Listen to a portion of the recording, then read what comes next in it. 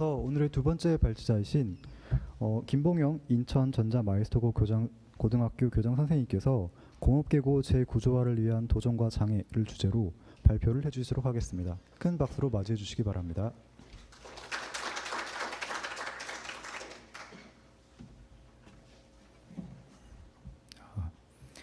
네, 안녕하세요. 방금 소개받은 인천전자마이스터고등학교 교장 김봉영입니다. 공업계 고등학교 재구조화의 도전과 장애, 디지털을 중심으로 하는 약간 부제를 가지고 오늘 좀 말씀을 좀 드리려고 하는데요. 아마 지금 재구조화를 신청하는 학교들은 여러 가지 많은 고민이 있을 것 같습니다. 근데 이제 저희 학교의 사례를 좀 잠깐 말씀을 드리면서 좀 어려운 시기를 좀 타개를 했으면 좋을 것 같고요. 실제 이제 여기 교육부라든가 실제 이제 정책을 입안하시는 분들도 이제 계신 걸로 알고 있고요. 한번 좋은 아이디어를 좀 얻어 가셨으면 좋겠습니다. 네, 목차는 다음과 같고요. 디지털 트랜스포메이션, 디지털 대전환이라는 뜻이죠. 실제 이제 화면에 보이는 회사는 이제 존 디어라는 이제 회사입니다. 이제 180년 된 전통적인 이제 농업 기계 회사인데요. 요즘 이제 기술이 많이 이제 디지털화가 많이 발전이 되면서 이 회사가 지금 완전 디지털 쪽에 어떤 옵티마이징된 그런 회사로 많이 발전을 했습니다. 지금 화면에 보이는 것은 트랙터가 지금 농약을 살포하고 있는 장면인데요. 지금 자세히 보시면 트랙터의 운전자가 없습니다. 네, 자율주행으로 움직이고 있습니다. 24시간 동안 자율주행으로 계속해서 농민의 일손을 돕고 있는 거죠. 여기 자율주행 기술이 들어가 있고요. 그다음에 이제 농약을 살포하고 있는데 실제 그 수십여 개의 카메라가 들어가 있어서요. 잡초만을 인식을 해서 농약을 살포합니다. 즉 AI 기술이 들어가 있는 회사입니다. 네, 그러다 보니까 생산성은 계속해서 증대될 수밖에 없고요. 비용은 최소화가 되는 거죠. 결국에는 이제 이런 기업들이 발빠르게 전환되는 이유는 실질적으로 이런 인건비 상승이라든가 그다음에 이제 기존의 어떤 생산성 증대 이런 부분에 있어서 이제 기업들은 발빠르게 이제 변환을 하고 있습니다. 학교 현장보다는 기업이 발빠르게 지금 전환하고 있는데 과연 우리 학생들이 여기에 대응할 수 있는 그런 역량들을 키우는 게 또 우리 직업계고등학교 또 하나의 목적이지 않습니까? 두 번째는 이제 노키아라는 회사입니다. 20년 전에 이제 휴대폰 시장에서 이제 전 세계적으로도 선점했던 그런 큰 기업인데 스마트폰이 등장을 하면서부터 이 회사가 좀 많이 몰락을 하게 됐죠. 제대로 이제 대응을 못했던 이유가 이제 가장 컸을 건데 지금은 이제 그 기업을 상대로 하는 B2B 기업으로 이제 성장을 했고요. 이제 많이 바꿨습니다. 기존에 있던 이제 통신 기술을 이용을 해가지고 지금 이제 인더스트리 4.0 이 산업에 맞춰서 지금 많이 발전하고 있는 기업 중에 하나인데요. 요즘 통신 기술이 이제 5GHz 때 상당히 이제 빠르죠. 근데 그런 인프라를 이용을 해가지고 스마트 팩토리 회사로 완전히 전환이 된 사례입니다.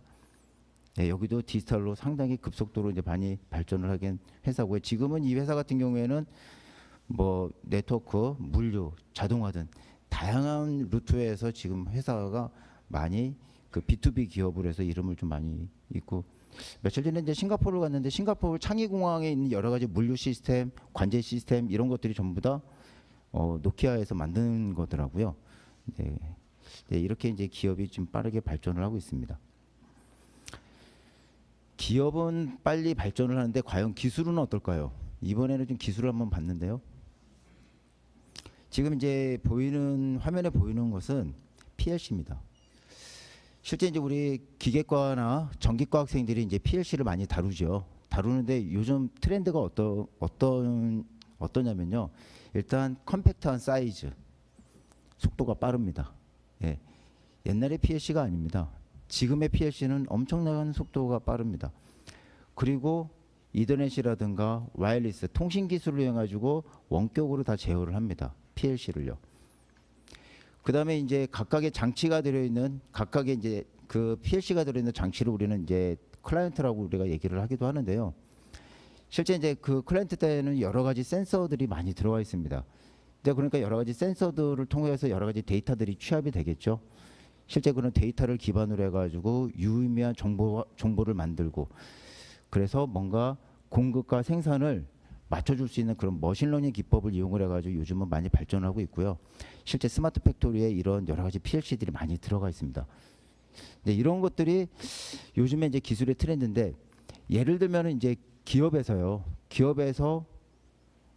이제 요즘 이제 PLC가 이렇게 자동화되어 있고 원격으로 제어하고, 만약에 이제 어떤 문제점이 생겼을 때 PLC 하드웨어에 문제가 있는 건지, 아니면 레더 프로그램에 문제가 있는 건지, 아니면 통신 선로상에 문제가 있는 건지, 아니면 원격 모니터링 프로그램에 문제가 있는지, 만약에 어떤 문제가 발생을 했었을 때 그거를 찾아서 해결해 줄 수 있는 직원이 있다 그러면 아마 그 직원은 분명히 채용을 할 것 같습니다. 바로 우리 직업계고등학교가 앞으로 이렇게 가야 되지 않느냐 생각이 드는 거죠. 말씀을 드리겠지만 점점 융합으로 다 가고 있습니다.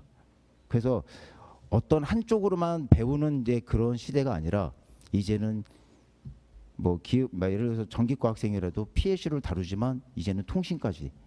그래서 어느 분야에 어떤 트러블이 생겼을 때 그거를 찾아 해결해 나갈 수 있는 그런 능력들, 그게 앞으로 우리 직업계고등학교 학생들이 갖춰야 될 능력이 아닌가, 그런 생각이 듭니다. 요즘은 하드웨어가 워낙 많이 발전을 했죠. CPU 처리 속도도 빠르고요. 메모리 용량도 커지고, 기술이 발전함에 따르면서 디지털 기술이 많이 발전했는데 그 중에 대표적인 게 챗 GPT입니다.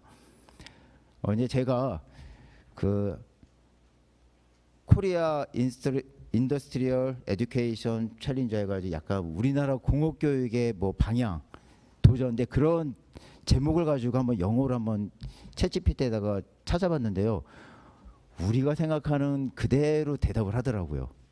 그래서 그거를 좀 한글로 좀 번역을 했습니다. 여기서 이제 산업교육은 이제 공업교육을 말을 하고 있는데요.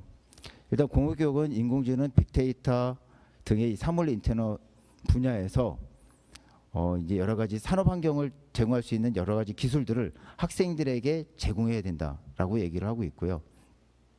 그다음에 이제 산업사회에서는 그런 직업, 그러니까 현 필드에서 관련된 그런 기술들을 우리 학생에게 보장해 줘야 된다.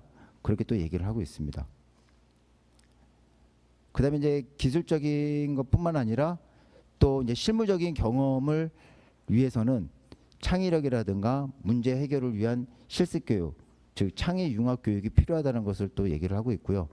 또 네 번째에서는 이제 글로벌 경쟁력을 갖추기 위한 내용도 제시를 하고 있습니다. 이 챗GPT가 상당히 이제 진보적인데요. 우리나라가 이제 노동력의 이제 고순연도, 그다음에 노동자의 감소에 따라서 유능한 인재들을 기업에서는 찾고 있기 때문에 이러한 재능 있는 학생들을 유치해야 된다. 상당히 의미가 있습니다. 지금 신산업 신기술 분야로 해서 우리가 학교가 재구조하고 학교가 변화가 된다고 한다면요, 솔직히 그 기술들이 솔직히 녹록지만은 않습니다. 그러면 그 기술들을 배울 수 있는 수학 능력이 있는 학생들이 들어와야 되는데, 아직까지 공업교육 우리가 참 문제가 뭐냐면 아직까지 미달을 많이 걱정하고 있는 상태인 거죠. 그래서 우수한 자원들이 공업계고등학교로 들어올 수 있는 기반을 좀 마련을 해야 될 것 같습니다. 챗GPT에서도 이제 이렇게 얘기를 하고 있고요. 이제 여섯 번째에서는 여러 가지 이제 뭐 그 이제 학생들이 회사 갔을 때 잘 적응할 수 있는 여러 가지 뭐 프로젝트라든가 기업가 교육 이런 것들도 제공해야 된다라고 이제 얘기를 하고 있고요. 또 이제 선생님들 교사 입장에서도 또 얘기를 하고 있습니다. 산업교육자는 변화하는 산업 동향을 따라잡기 위해서 지속적으로 업데이트해야 된다. 직무 연수를 얘기를 하고 있습니다. 그러니까 지금 우리 공업계 교육에서 고민하고 있는 것들을 지금 챗 GPT는 다 얘기를 하고 있더라고요. 예, 상당히 놀라웠습니다. 자, 그래서 이제 네모칸에 이제 제일 중요한 게요. 자, 이런 문제를 해결하기 위해서는 교육기관, 업체 관계자, 그 다음에 정책 입안자, 학생들 다 이제 포함이 돼서 같이 노력을 해야 된다라고 이렇게 말을 끝을 맺고 있습니다. 여기 계신 분들도 아마 다 같이 공감하는 내용이라고 하면 생각이 듭니다. 자, 그랬을 때 이제 이런 디지털 신기술에 있어서 우리가 필요한 학생들의 역량이 무엇이냐? 일단 창의성. 실제 여기서 창의성이라는 것은 이론, 경험 중심의 창의성을 말합니다. 아무것도 모르는 상태에서 창의성이 나오기는 어렵습니다. 기본적인 어떤 베이스, 이론적인 베이스, 약간 경험 이런 것들이 베이스가 돼서 창의성이 나오는 거고요. 그다음에 이제 이러한 창의성을 바탕으로 해서 어떤 뭐 학생들이 프로젝트를 한다, 창의 유학 교육을 한다 그러면은 아무래도 뭔가 자료를 찾을 수 있는 디지털 리터러시 이제 그런 능력이 좀 필요하겠죠. 그다음에 이제 기업에 가면은 전부 다 팀 단위로 움직이지 개인으로 움직이지는 않지 않습니까? 그렇기 때문에 팀워크가 중요하고요. 그다음에 이제 어떤 제품을 개발한다 하더라도 각각의 여러 가지 기술적인 요소를 융합할 수 있는 능력. 그다음에 뭔가 제작하는 과정 아니면은 뭔가 일을 수행하는 과정에서 문제가 생겼을 때 이를 해결하는 과정. 이런 것들 5가지가 실제 디지털 대전환 시대에 필요한 학생들의 역량이라고 판단이 됩니다. 자, 그렇기 때문에 이런 기업의 니즈가 있고요. 실제 우리 중등 직업교육기관에서는 충분히 이를 해결할 수 있다고 저는 생각이 들고 있고요. 실제 이제 뭐 마이스터 고등학교 같은 경우는 충분히 그렇게 어떤 퍼포먼스를 내고 있고 우리 뭐 일반 공업계 고등학교들도 충분히 가능하다고 저는 생각이 듭니다. 이제 재구조를 위해서 이제 지금 각각의 이제 지금 현재 상태를 좀 우리가 좀 되돌아보면요. 산업 현장에서는 신산업 분야의 인력이 계속 니즈가 뭐 지속적으로 지금 발생하고 있고요. 또한 이제 창의적이고 융합적인 사고를 가진 인재는 계속해서 많이 필요로 하고 있습니다. 학교는 어떤가요? 이 공업계 고등학교 진학하는 학생들이 많이 감소하고 있죠. 이 위기입니다. 그리고 고졸 채용에 대한 위기. 실제 이제 기업과 학교 간의 신뢰관계가 깨지다 보니 이제 채용이 어렵게 되는 거죠. 네, 이런 부분들도 우리가 좀 같이 고민을 해야 될 부분이고요. 그다음에 이제 대학 진학에 따른 일반고 선호 현상. 이게 가장 큰 문제입니다. 아까도 말씀드렸지만 이 분야로 가면 갈수록 학생들의 어떤 그런 수학 능력이 좀 필요한데 그러니까 충분히 본인이 노력해서 공부할 만한 그런 역량을 가진 친구들이 와야 되는데 이게 이제 다 이게 대학이라는 거에 또 포커싱이 돼 가지고 전부 다 진학을 하는 게 가장 좀 어려운 것 같습니다. 자, 국가적으로 봤을 때는요. 학력 인플레이션 뭐 꾸준히 나오는 얘기죠. 근데 이러다 보니 이제 뭐 사회적 비용 부담이 당연히 증가되죠. 뭐 이렇게 국가 장학금이라든가 뭐 여러 가지 이제 실제 이제 사회적으로 들어가는 비용들이 많다 보니까 그러니까 이제 부모님들은 뭐 등록금 자체도 이제 비싸지 않습니까? 이제 그러다 보니까 이제 여러 가지 부모님들도 많이 어떤 경제적인 부담을 갖고 갈 수밖에 없는 것이 되는 거죠. 그러다 보니까 이제 사회적인 비용이 이제 부담이 되는 거고요. 그리고 저출산 초고령 사회에 대한 대안이 필요하다. 그 이제 저는 이제 이 부분에 봤을 때 저는 좀 생각하는 게 이제 어떤 것이 있냐면요. 입직 단계를 낮추는 것도 하나의 대안이 된다라는 생각을 늘 갖고 있습니다. 그래서 고등학교를 졸업을 해도 충분히 취업할 수 있는 역량이 되면요. 빨리 입직 단계를 빨리 나가는 거죠. 실제 우리 마이스터고 고등학교가 제가 이제 전국 마이스터고 교장 그 협의회장을 맡고 있는데요. 현재 마이스터고 고등학교 54개입니다. 그러면은 지금 평균적으로 한 5,000명 정도가 졸업을 하고 있는데요. 그중에 80%가 취업을 한다 하더라도 약 한 4,000명이 취업을 합니다. 이 친구들이 내는 세금이 만만치 않습니다. 국가적으로 봤을 때요. 상당히 이익입니다. 예. 이것도 하나의 우리가 생각을 해볼 만한 그러니까 약간 우리가 좀 관점을 좀 달리 생각할 필요가 있을 것 같습니다. 그래서 지금 우리나라의 어떤 직업교육 제도가 상당히 잘 되어 있는데 이게 참 많이 홍보가 안 된 게 좀 아쉽다라는 생각이 좀 들더라고요. 자, 그래서 이제 이런 저출산 초고령 사회의 하나의 대안이 될 수도 있겠다라는 말씀을 한번 드릴 수 있습니다. 이제 재구조화를 할 때 이제 좀 약간 어려운 점이 예상되는 게 이제 반도체, AI 이런 교육 과정이 이제 약간 뭐 전무하고요. 학교 현장에서는요. 그다음에 신산업 분야 NCS 뭐 있기도 하지만 현재는 좀 많이 없습니다. 그리고 NCS 학습 모듈 내용상의 문제점도 있는데 실제 이제 NCS 학습 모듈을 이제 개발했던 분들은 대부분이 이제 기업 현장에 있는 분들인데 학교 현장을 잘 모르죠. 그리고 실제 이제 가장 어려운 부분이 뭐냐면 이 공업 교육은요 경험이 상당히 중요합니다. 예를 들면은 우리가 이제 우리가 회사에 갔을 때 여러 가지 기술적인 부분에서 어떤 애로 기술이라든가 또 여러 가지 어떤 트러블 슈팅 같은 것들이 좀 필요할 텐데 학교 현장에 있는 선생님들은 그런 부분들이 상당히 경험이 없다라는 거죠. 근데 그런 경험들을 학습 모듈에 대해 담아 놓을 수 있느냐? 그렇지도 못합니다. 그게 담겨져 있지도 않습니다. 그렇기 때문에 솔직히 공업 교육은 경험이 중요한데 그런 경험을 가지고 있는 학교들이 별로 없다라는 거죠. 그래서 그런 부분들도 학교 현장에서 많이 어려울 것으로 예상이 됩니다. 그리고 이제 창의 융합 수업이 여태까지 이제 해본 적이 없기 때문에 좀 어려울 것 같고요. 그다음에 제일 중요하게 계속 거듭 말씀드리지만 이 교육 과정을 소화할 수 있는 학생들의 능력, 이게 참 고민거리가 될 것 같습니다. 그래서 입학 홍보에 대해서 진짜 우리가 많이 노력을 해야 된다. 네, 그런 생각이 듭니다. 자, 환경은 어떨까요? 예상되는 환경이 이제 학생 모집이 어려울 것 같고요. 그다음에 이제 여러 가지 장비 구축 관리 한 번도 이제 이쪽의 분야에 경험이 없으신 선생님들은 어렵겠죠. 이제 구축하는 부분도요. 그다음에 이제 창의 융합 전용의 그런 실습실도 필요하고요. 그다음에 이제 효율적인 예산 배분. 그러니까 이제 일률적인 예산 배분보다는 뭔가 학교가 어떤 교육 비용이 들어가는 예산이 많은 학교들은 뭔가 약간 좀 차등적인 배분 그런 것들 다 우리가 한번 고민을 해볼 필요가 있지 않을까 이제 그런 생각이 들고요. 그다음에 이제 또 선생님들은요 수업, 담임 업무, 상담, 생활지도, 행정 업무 등 피로도가 많이 누적되어 있습니다. 이게 지금 현재 학교 현실이고요.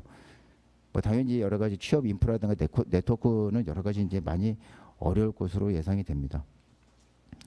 자, 선생님들의 전문성 측면에서 우리가 봤을 때는요. 선생님들이 기술 트렌드 파악하기는 솔직히 어렵죠. 학교 현장에 있기 때문에요. 경험이 없으시니까요. 그리고 현재 교사들의 신기술 역량도 마찬가지입니다. 자, 그래서 아까 챗GPT에서도 얘기가 나왔지만 주기적인 직무 교육은 필요하겠다. 이제 그런 생각이 듭니다. 우리 선생님들이 이제 계속해서 지속적으로 연구를 해야 되겠죠. 그럼 예비교사를 양성하는 부분에서는 우리가 어떨까요?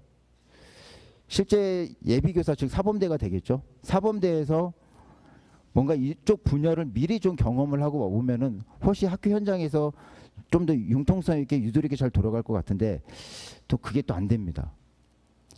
사범대학에서 일단은 교수님들께서 뭔가 산업 현장을 먼저 알고 이 예비교사들에게 뭔가 그런 기술적인 부분 트렌드를 말씀을 해주시면은 되게 좋을 것 같습니다.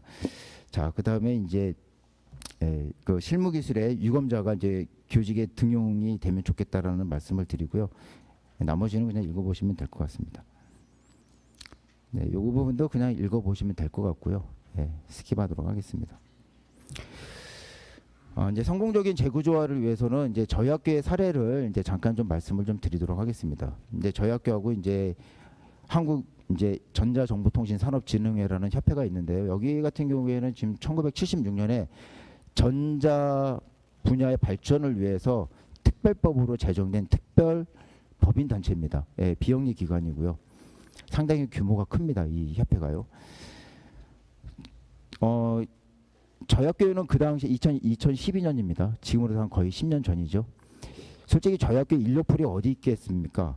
근데 진흥회에서요. 전문가를 다 섭외를 해줬습니다. 그리고 교육과정 개발요. 솔직히 기업 현장의 트렌드 기술을 저희들이 잘 모르기 때문에 교육과정 개발도 같이 선생님들과 같이 구성을 해가지고 교육과정을 개발을 했고요. 이제 교육과정을 개발했으니까 교재가 필요하잖아요. 그래서 실제 이제 교재를 집필을 실제 이제 엔지니어분들이 교재를 집필을 해주셨습니다. 그리고 이제 우리 선생님들이 검토를 했었고요. 그다음에 이제 프로젝트와 같은 창의 융합적인 교육도 산학개민교사를 인건비를 지원을 해줬습니다. 교원 연수도 마찬가지로 여기 교재에 집필이 됐던 엔지니어가 오셔가지고 실제 연수를 진행을 했고요. 그 다음에 이제 그 산하에 여러 기업들이 있잖아요. 기업의 여러 홍보를 통해 가지고 산하협력을 이끌어냈습니다. 근데 이 예산은 지식경제부에서 저희 학교로 준 건 아니고요. 여기 운영 기관에다가 줬습니다. 그러니까 운영 기관에서 예산을 주고 취업, 그 당시에 이제 취업이 활성화될 때였었죠. 취업을 좀 활성화시킬 수 있는 직업계고등을 찾아서 뭔가 그 활용을 해라고 해서 이제 여기 운영 기관에다가 예산을 주고 했었고, 그다음에 여기 운영 기관은 저희 학교를 그 당시에 컨택을 했었던 거죠. 그러니까 지금 상황에서는 솔직히 저희 학교 입장에서는 이 기관이 상당히 되게 고마운 기관입니다. 지금이야 이제 저희들이 교육과정에도 뭐든 이제 업력이 생겨가지고 저희 학교가 자체적으로 뭔가 할 수 있지만 한 10년 전에는 저희가 그게 어려웠었거든요. 근데 이런 기관을 통해 가지고 이제 됐었고, 실제 그 지금 사진에 나와 있는 것도 두 이제 그 사막 콘덴서라고요. 우리나라 그 전자부품을 만드는 우리나라 한 1, 2위 기업입니다. 그쪽 기업하고 우리 학교를 실제 산학 연결을 시켜주신 그 사진을 이렇게 한번 담아봤습니다. 자, 그래서 지금 이제 보통 일반적으로 우리가 학교에다가 예산을 주고 그다음에 학교에서 이제 뭔가 모든 것을 다 추진해야 되는 그런 상황인데, 여기서 이제 한 가지 안을 드리면, 지금 같은 사례처럼 약간 그 바텀업 방식이 아니라 탑다운 방식으로 해가지고 정부 부처에서 운영기관을 좀 섭외를. 지금 운영기관도 신산업 분야에 8개 운영기관이 지금 이미 다 만들어져 있습니다. 예. 실제 이제 운영기관에서는요 되게 좋습니다. 실제 예산을 이제 그 기관에서 받고 실제 사업을 하잖아요. 사업을 하고 그 사업에 대한 운영성과 평가는 이제 정부 부처에서 예를 들면 이제 산업자원통상부 이런 데서 이제 하는 거거든요. 그러니까 이제 그 운영기관 입장에서는 나쁠 게 하나도 없죠. 예. 자, 이런 약간 탑다운 방식으로 해서 우리가 한번 생각을 해보는 것도 우리가 하나의 방법이지 않나 이제 생각이 듭니다. 학교 현장은요 많이 어렵습니다. 예. 솔직히 이제 여러 가지 선생님들도 그렇고 아까도 말씀드렸지만 학교 환경이 그렇게 녹록지만은 않거든요. 근데 이런 바텀업 방식이 아니라 탑다운을 하게 되면 어느 정도 학교에서는 좀 많이 숨통이 트이지 않을까 이제 그런 생각이 듭니다. 지금 저희 학교인데요.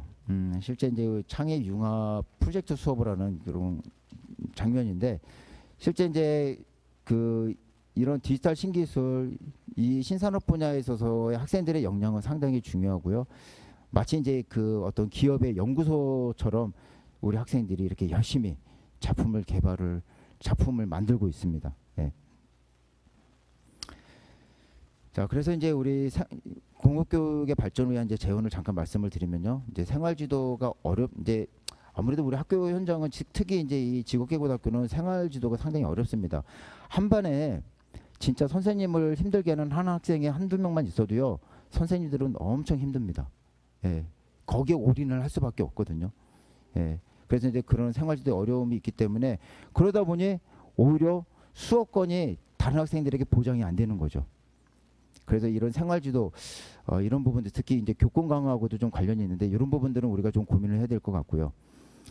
그다음에 이제 지금 이제 마이크로 교육 과정을 좀 확대를 했으면 좋겠다. 이제 기존에 학생들이 있으면은 뭔가 학과 개편하는 것도 좋지만 지금 뭐 군특성화라든가 도제 교육처럼 뭔가 마이크로 교육 과정 할 만한 학생들을 또한 뽑아가지고 하는 것도 하나의 방법이 되겠다라는 이제 생각이 들고요. 그다음에 이제 뭐 직업 교육의 어떤 매력을 많이 홍보를 해야 되겠다라는 생각이 듭니다. 뭐 요즘은 뭐 개천에서 용난다라는 말은 옛말이죠. 빨리 일찌감치 우리 직업계고등학교 학생들이 빨리 사회 현장에 들어와서 빨리 성장을 하고 얼마든지 선취와 후학습을 해서 대학 진학도 하고, 실제 저희 학교는 지금 현재 미국에 유학까지 갔다 오고 실리콘밸리에서 일을 하는 학생들, 졸업생들도 있습니다. 얼마든지 그게 가능합니다. 예. 자, 그다음에 이제 두 번째 줄에 있는 그 신산업 분야, 신기술 분야의 운영 기관이 있기 때문에 여기를 좀 활용하는 것도 하나의 방법이다라는 생각이 들고요. 그다음에 이제 지금 직업계고등학교가 오히려 중학교 선생님들은 잘 모릅니다. 근데 그렇기 때문에 이런 사범대학에다가 이런 진로라든가 직업에 대한 그런 과목을 좀 개설해서 우리 예비 교사부터 뭔가 좀 직업교육을 알고 교직 사회로 들어오면 많이 도움이 되지 않을까라는 생각이 듭니다. 네, 여러 가지 뭔가를 세우는 게 좀 쉽지는 않지만 협업을 하면은 얼마든지 가능하다는 생각이 듭니다. 예. 하여튼간에 뭐 학교 힘들다 그러지만 또 학교의 역할이 있고요. 또 교육부의 역할이 있고 여러 가지 기관 단체의 역할들이 있듯이 그런 역할 각각의 단체들이 제 역할을 충실히 하면은 다시 한번 뭐 직업 교육이 다시 되살아나지 않을까, 네, 그런 생각이 듭니다. 네, 지금까지 경청해 주셔서 감사합니다.